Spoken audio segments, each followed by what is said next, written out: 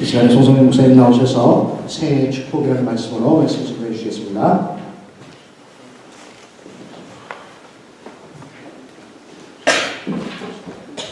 할렐루야. 아멘. 벌써 새해를 맞이한 둘째 주가 됐습니다. 그저께 우리가 해피 뉴 이어 인사했었는데 우리에게 주신 하나님의 축복은 날마다 해피 뉴 이어입니다. 해피데이예요. 하나님은 우리에게 훗날을 주신 적이 없습니다. 오늘 옆에 분에게 한번 새해 복 많이 받으십시오. 다시 한번 인사해 볼까요? 네, 새해 복 많이 받으십시오. 너무 썰렁한 것 같은데 그러면 이렇게 한번 인사해서 다 만사형통 하십시오. 이렇게 한번 해서 확실히 만사형통이 더 좋아하십니다. 우리가 해마다 우리가 받는 인사가 새해 복 많이 받으십시오. 만사형통, 형통하십시오. 이런 인사를 우리가 참 많이 받습니다. 그런데 사실 그 인사를 받는 것만큼 우리가 형통하고 그렇게 많은 복을 받는가 한번 생각해 봐야 될 것입니다. 복은 그렇게 복 받으라고 해서 복 받는가 하면 아마 녹음기를 틀어놓고 집에 들어가면 온종일 복 받으시오, 복 받으시오. 아마 이렇게 되면 복이 쏟아질지도 모르겠어요. 근데 그건 우리의 바람이죠. 그런데 복은 바람을 통해서 복이 들어오는 것이 아니라 복은 어떻게 구체적으로 우리에게 다가오는가. 올해는 우리가 특별히 우리 교회가 우리 전 목사님하고 기도하는 가운데 올해는 새 일을 행하는 교회. 그럼 새 일을 행하려면 그만큼 능력도 있어야 되고 파워도 있어야 되고 모든 조건이 다 맞아야만이 새 일을 행할 수가 있습니다. 새 차를 살려면 그 새 차를 살 만한 모든 준비가 돼 있을 때 새 차를 사는 거죠. 그저께 이틀 전에 금요일날 우리 전 목사님하고 새로운 교회에 갔었습니다. 세 분이 오셨습니다마는 교회를 들어보면서 하나님이 예배해 놓으신 성전이구나. 우리의 모든 사정과 형편을 아시고 우리 교회가 작년 재작년 1월 11월 첫 주일에 연합해서 1년 동안 하나님의 은혜 가운데 부흥케 하시고 또 하나 되게 하셔서 하나님의 은혜 가운데 새로운 교회를 주셨는데 이 교회를 통해서 하나님이 무엇을 하시기를 원하실까? 그거에 대해서 잠시 생각해 본 적이 있습니다. 우리 전 목사님하고 우리의 기도의 제목은 교회를 세우는 것이 나의 자랑이 아니고 내가 교회를 세웠다. 내가 교회를 이렇게 하나님께 드려졌다. 그런 자랑보다 더 앞서는 것은 왜 하나님이 우리에게 새로운 일을 행하는 교회, 새로운 건물을 주셨는가? 이것도 우리가 말씀을 통해서 살펴봐야 됩니다. 목사도 고민할 때가 있어요. 힘들 때가 있습니다. 역경이 올 때도 있어요. 그 어떻게 목사가 이겨나갈 수가 있는가? 다른 사람하고 다 똑같은 어려움이 있는데 목사는 단지 하나님의 말씀으로 돌아갑니다. 하나님의 말씀 속에는 우리가 어떻게 해야 부자가 되고 어떻게 해야 하나님이 기뻐하시고 어떻게 하는 것이 하나님이 원하시는 것을 성경에 나와 있어요. 원하시는 것만이 아니라 어떻게 해야 하나님이 기뻐하시고 그 일을 이룰 수가 있는가 방법까지 나와 있습니다. 올해 우리는 복을 많이 받아야 됩니다. 다른 해보다도 2018년도는 은혜교회 모든 성도님들 모두가 다 큰 복을 받으시고 모든 일들이 만사 형통해지기를 주님의 이름으로 축원합니다. 인생을 살다 보면 자기가 원하는 일들이 잘 풀릴 때 형통하다 이렇게 하는데 또 일이 잘 풀리지 않으면 불통이다 그래. 불통. 형통의 반대말은 불통입니다. 그러나 하나님을 믿는 사람들에게는 형통함이 있어요. 그래서 믿는 사람이나 믿지 않는 사람이나 오늘 읽은 본문 시편 1편 3절에 보면 너희들이 하는 모든 행사가 다 형통하리로다. 그래서 형통의 단어는 크리스찬들이 참 많이 쓰고 있어요. 오늘 참 뜻밖의 우리 이병수 장로님이 예배에 참석하셨는데 저하고 오랫동안 교회를 섬겨왔던 장로님이십니다. 저 장로님이 아침에 일어나면 주님 말씀하여 주옵소서. 오늘의 내가 해야 할 일을 말씀하여 주옵소서. 말씀을 받고 그리고 세상을 향해 나가시는데 아마 저분의 간증은 다 모르시는 분도 있을지 모르지만 아리조나에서 큰 간증거리를 가지고 계십니다. 하나님이 말씀대로 인도하세요. 그래서 시편 119편 105절에 보면 여호와의 말씀은 내 발의 길이요 내 발의 등이니라. 저분은 하나님의 말씀의 인도함을 받아서 가정이 형통하고 자녀가 형통하고 사업이 형통한 것을 본인이 간증하는 얘기를 들었습니다.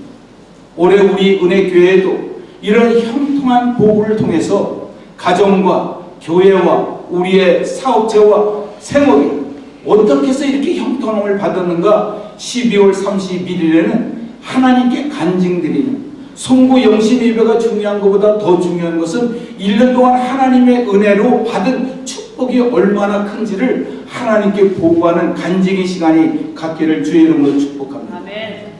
오늘 형통한 삶을 살기 위해서 새해의 축복은 전제 조건이 있습니다. 세 가지를 하지 말아야 그 사람이 복 있는 사람이다. 시편은 150편으로 구성이 되어 있는데 1편에는 복에 대해서 강조하고 계신다면 150장 마지막에는 네가 복받은 자가 하여야 할 마지막에 사명은 찬송이다. 이렇게 우리에게 말씀해 주고 있습니다. 오늘 본문 1장 1절에 보면 복 있는 사람은 이렇게 나와 있습니다. 축복받는 사람은, 형통한 사람은, 만사 형통할 사람은, 이런 전제의 조건을 달고 우리에게 말씀하고 있습니다. 이 말씀은 시편 기자가 쓴 것이 아니라 하나님의 오늘 이 자리에 참석한 저와 우리 모두에게 주시는 말씀입니다. 너희들이 올해 2018년에는 복을 받아야 되는데, 만사 형통해야 되는데, 새해를 행하려면 너희들이 무엇보다도 많은 축복을 받아야 되는데 거기에 세 가지를 버려야 됩니다. 첫째는 악인의 길을 좇지 아니하며 죄인의 길에 서지 아니하며 오만한 자리에 앉지 아니해야 됩니다. 이것이 우리가 철저하게 버려야 될, 그리스도인으로서 철저하게 버려야 할 세 가지의 덕목이 있습니다. 이 세 가지를 버리게 되면 반드시 하나님께서 복을 주시되 형통케 하신다는 전제 조건을 우리에게 말씀하고 있습니다. 첫째는 악인의 길을 좇지 아니하며 이랬어요. 악인이라는 것이 무엇입니까? 악인이라는 것은 도덕적으로나 인품이나 인격이나 모든 게 결여된 사람, 말이나 행동이나 결여되어 있고, 또 어떻게 보면 그런 사람들은 자기의 잘못을, 자기의 죄는 감추고 남에게 뒤집어 쓰고 또 교활한 끼를 부리는 이런 것이 악인이다 그랬어요. 악인은 하나님께서 절대 인정하지 않습니다. 우리는 우리의 삶을 우리가 거짓말할 수도 숨길 수도 있지만 우리를 창조하신 이미지가 하나님의 형상으로 우리를 만드신 하나님은 불꽃 같은 눈으로 우리를 지키시고 감찰하시고 우리의 생각과 머리카락까지 세심바 되시는 철저하신 하나님. 우리가 내비게이션을 틀고 가면요, 우리가 어느 때 놀랄 때가 있어요. 전혀 알지 못하는 지역, 가스가 떨어지면 거기 가스 스테이션이 어디 있는가 치면 바로 나로부터 몇 마일에 있으면 가스 스테이션에 다 가르쳐줘요. 어떻게 이렇게 정확하게 가르쳐주는지 몰라요. 하물며 하나님께서 우리를 하나님의 형상으로 창조하셨다면 하나님은, 우리가 인간은 속일 수 있지만 하나님은 속일 수가 없어요. 악인의 길을 쫓지 아니한다는 것은 하나님의 말씀 속에서 우리가 행동하는 것이 아니라 자기의 생각, 자기의 철학, 자기가 가지고 있는 어떻게 보면 교활한 그런 길을 부리고 있는 것, 자기 죄를 감추고 남에게 세우고, 그래서 이 악인의 길을 쫓지 말라는 것은 그 악인들과 의논하지 말고 함께 동행이나 함께 일하지 말고 타협하지 말고 해방하는 이들과 거기에 동조하지 말라는 거예요. 교회도요, 우리 은혜교회는 그런 게 없습니다. 부정적인 말, 남에게 정죄하는 말을 들으면 고개를 끄덕거리면 같이 동조가 돼요. 그러면 더 신나게 더 부풀려서 얘기해요. 그런데요, 정말로 믿음 있는 사람이 얘기할 때는 우리가 기도가 부족해서 이러한 일들이 일어나니 당신이나 우리가 기도하자 그러면 그것이 바로 악인의 길을 쫓지 아니하는 길. 그런데 세상 사람들은 네거티브한 거에 더 마음이 동조되지요. 긍정적인 것은 의심하게 돼. 설마 그럴까? 그게 잘 될까? 그런데 뭐가 나쁘다는 네거티브하면 거기에 동조하는 우리 인간의 죄악의 속성이 있기 때문에 동조한다 이 말이에요. 그것이 악인의 길을 쫓아가는 일이에요. 이 악인의 길을 철저하게 쫓아가게 되면 하나님이 주시는 만사 형통과 복을 받을 수가 없다는 것이죠. 그래서 성경에 보면 여러 가지 말이 나옵니다만 오늘 본문 4절에 보니까 악인의 길은 바람에 나는 겨와 같도다. 이 겨라는 것은 왜 그 벼농사를 짓게 되면 옛날에는 그 풍금 같은 거로 이렇게 바람개를 부리면 알곡은 앞에 떨어지고 꾹정이는 저 뒤로 떨어지면 꾹정이가 아이들이 장난하다가 이런 데 닿기는 너무 이 간지럽고 그러기 때문에 바로 불을 질러서 태웁니다. 그게 벼의 꺽징이에요. 근데 오늘 4절에 보니까 악인을 쫓는 자에는 마치 벼의 겨와 같다. 이렇게 말씀하고 있고 6절에는 악인은 반드시 의인은 하나님이 인정하실 때 악인은 반드시 망하리로다. 이렇게 6절에 말씀한 거 보면 악인의 길을 쫓는 것이 얼마나 하나님 앞에 죄가 되고 얼마나 나의 삶의 복에 그 가로막는 일인지 알 수가 있습니다. 우리가 성경에 보면 롯이 있어요. 롯은 소돔과 고모라에 아주 쾌락이 있고 인간의 삶에 아주 엔조이한 그런 좋은 땅이었습니다. 거기에 악인의 길을 쫓아 소돔과 고모라에 있다가 그 가족이 완전히 망한 것을 우리가 볼 수가 있습니다. 두 번째 우리가 보려야 할 것은 죄인의 길에 서지 아니하며. 그래서 이 죄인이라는 것은 전번에도 목사님 설교에도 나와 있습니다만 이것은 어떤 관역의 목표물에 그것을 빗나갔다. 빗나가는 것만이 아닙니다. 거기에 못 미쳤든지 그 빗나가는 것이 더 갔든지 이것도 다 제가 하나님의 말씀 앞에 먼저 가든지 하나님의 말씀에 못 미치든지 하나님의 말씀의 방향이 틀려지면 그것은 모두가 다 죄가 되는 것이죠. 죄의 길은 반역의 길이요 불순종의 길입니다. 죄라는 것을 우리가 올해 2018년도에는 철저하게 죄를 졌으면 회개하고 성결의 영을 받아야 되고 아까 우리 찬양팀에서 찬양한 것처럼 주의 보혈은 우리의 더러운 죄를 깨끗게 씻어주는 능력이 있고 우리가 하나님 앞에 자복하면 요한 1서 1장 9절에 만일 우리가 우리 죄를 하나님 앞에 고백하고 자복하면 저는 믿으시고 의로우사 우리 죄를 깨끗하게 씻어주실 뿐만 아니라 앞으로 우리를 그런 불의에 들어가지 않도록 주님께서 책임져 주시다는 것이 요한 1서 1장 9절에 말씀하고 있습니다. 우리는 올해에는 우리가 하나님 앞에 하나님의 말씀에 불법하여 마치 아담이 불법자로 가인이 불순종으로 가룟 유다는 하나님을 배신했던 사람이었습니다. 그러므로 그들의 생애는 망한 것이죠. 우리가 올해는 철저하게 악인의 길을 쫓지 아니하고 죄인의 길에 서지 아니하여서 하나님이 주시는 위로부터의 열리는 축복의 문을 통하여 형통한 복이 우리 은혜교회 저와 우리 모두에게 충만하기를 주의 이름으로 축복합니다. 세 번째 보려 것은 오만한 자리에 앉지 아니하며 이렇게 나와 있습니다. 1절에 복 있는 사람은 악인의 길을 쫓지 아니하고 죄인의 길에 서지 아니하고 오만한 자리에 앉지 아니한다. 이 오만이라는 것은 뭐예요? 다시 말하면 쉽게 말하면 어디 우리가 나쁜 길인데 딱 한 번만 해봐. 그러면 너무 좋아. 그러면 그 악인의 길을 쫓아가게 돼. 가서 보니까 참 너무 좋은 것 같으니까 이제 죄에 발을 디디게 돼. 죄인으로서 처음에는 마음의 양심이 거리낌이 되더니 한두 번 하고 나니까 오만한 자리에 앉게 돼서 이것이 죄인지 아닌지 분간할 수 없을 정도로 그 자리에 주님이 앉을 자리에 자기가 앉아있는 그 자체 자기가 주체가 되고 자기가 주관이 되는 것을 오만한다. 아무리 주의 종이라고 해도 주님이 앉으실 곳에 주의 종이 앉았다고 하면 그것은 오만입니다. 어떤 사람이 천국을 갔는데 예수님이 보좌에 딱 앉아있었는데 저기에서 문이 열렸는데 교회 나온 지 얼마 안 되는 아주 서리 집사가 정말로 저기서 오니까 주님이 앉았다가 벌떡 일어나시더니 너가 올 줄 알았다. 작은 믿음을 가지고도 내 이름을 배받지 않았으니 잘했다고 오약 가가지고 막 허물을 하고 한국말로 뭐 뽀뽀도 하고 막 이렇게 그러면서 주님이 너무 기뻐하시다.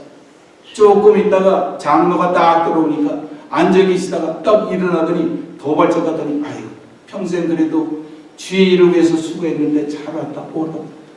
세 번째, 목사가 열심히 목회를 했다고 해서 성공적인 큰 교회 목사가 들어오는데 주님이 딱 앉아 계십니다. 들어와. 들어올 줄 알아? 그래서 나중에 그 사람이 물었어. 주님, 아니 평생을 목회한 목사가 들어오면, 아니 그 애순이 같은 집사가 들어왔을 때마다 주님이 저쪽에서 허물 하든지 품에 안든지 업어주든지 그래야지 앉으셔서, 예, 나도 다 이유가 있다. 내가 일어나면 저놈이 내 자리에 앉을까? 내가 일어나지 못해. 우리의 인생의 삶이 오만할 때, 주님이 계셔야 되고 주님이 주관해야 되고 주님이 인도하신 자리에 인간이 주거장하고 인간이 인도한다면 그것을 오만한 거죠. 이것을 버려야만 복 있는 자다. 그렇다면 세 가지는 우리 은혜교회 성도들은 다 버릴 수 있어요. 근데 2절에 이것을 버릴 수 있는 능력을 어떻게 가져야 되느냐? 하고 싶지요. 우리가 죄인의 길에 서지 아니하고 악인의 죄를 쫓지 아니하고 오만되게 안고 싶은 사람이 누가 있겠어요? 그런데 이것은 다른 방법이에요. 그 방법을 2절에 이렇게 말씀하고 있어요.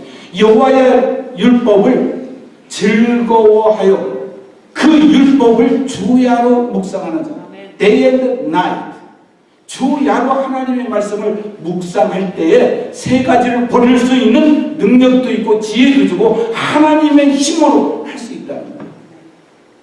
그렇다면 행하여 두 가지 일은 오직 여호와의 율법을 즐거워하여 그랬어요. 즐거워한다는 건 좋아하는 거죠. 사모하는 거예요. 우리가 교회를 주일날 이렇게 오시게 되면, 아, 오늘 주일날 또 안 가면 목사가 전화하고 신방하고, 네. 정 목사님하고 저하고 이렇게 신방하고 그래. 아유, 목사님 미안해요. 주일날 못 나가지고. 아이, 차라리 목사들 둘이 오는 것보다 내가 그냥 가서 1시간 때우는 게 낫겠다. 온다고 하면 이게 뭐 좀 정리해야 되고, 그래서 오신다면 그거는 진정한 복받는 자의 자세입니다. 하나님의 말씀을 즐거워한다는 것은 좋아하는 거예요. 사모하는 거예요. 간절히 기다리는 거예요. 주일날에 간절히 기다리죠. 하나님의 말씀을 사모하게 되고, 오늘은 주의 종을 통해서 어떤 말씀을 나에게 주실까?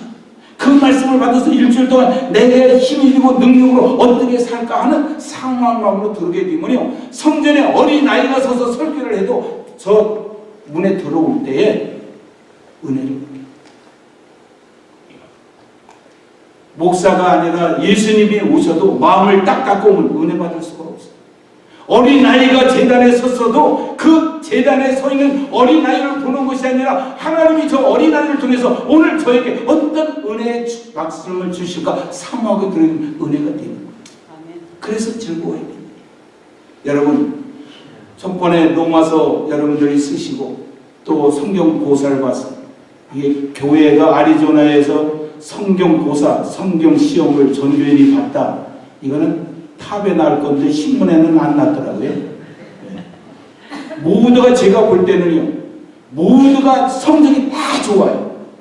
첫째, 우리가 점수의 포인트가 중요한 게 아니라 하나님의 말씀을 읽고 하나님의 말씀 속에서 내가 뭔가 느꼈던 것을 그리고 알고 있는 것을 적는다는 것은 하나를 썼어도 100점이에요.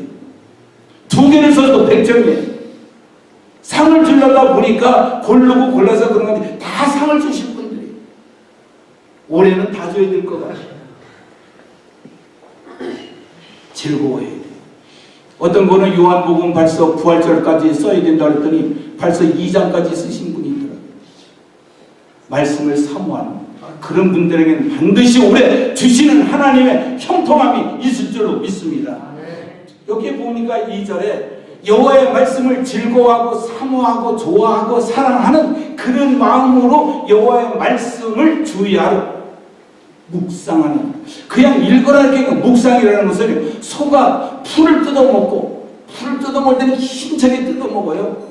뜯어먹고 나서 어떡합니까? 시간이 될 때마다 누워있든지 걸어가든지 이 소는 입에서 다시 다 되새김을 해가지고 그것이 아주 잘게 씹고 씹어서 그게 영양가로 분배가 되지. 그래서 소는 풀을 먹어도 그렇게 힘이 센 거예요. 우리가 하나님의 말씀을 읽고 쓰고 그거 그것뿐만이 아니라 그 말씀이 나의 삶에 들어있는데 성경은요 로고스라고 그래요. 하나님의 말씀은 66권 로고스예요.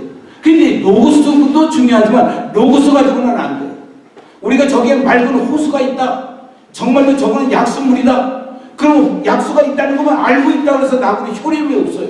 약수물을 내가 떠서 먹어야 되는 거예요. 이게 레마예요. 로고스는 하나님의 66권의 말씀이지만 말씀 속에 말씀을 읽다 보니까 이 말씀이 나에게 주시는 말씀, 이 말씀이 나에게 힘이 되시는 말씀. 내가 두려워할 때, 내가 염려할 때 두려워 말라. 나는 네 하나님이 됩니다. 놀라지 마라. 나는 너와 함께 있어. 내가 너를 굳세게 하리라. 내가 너를 도와주리라. 내 의로운 오른손으로 너를 붙들어 세워주리라. 하나님 말씀이 딱 들어오게 되면 힘을 얻게. 제가 올해 LA에 가다 보면 LA에서 라스베가스 가던 15번 하이웨이를 타고 가다 보면 왼쪽에 만민 기도원이 있어요. 거기에 사모하고 3일 금식하면서 받은 말씀입니다.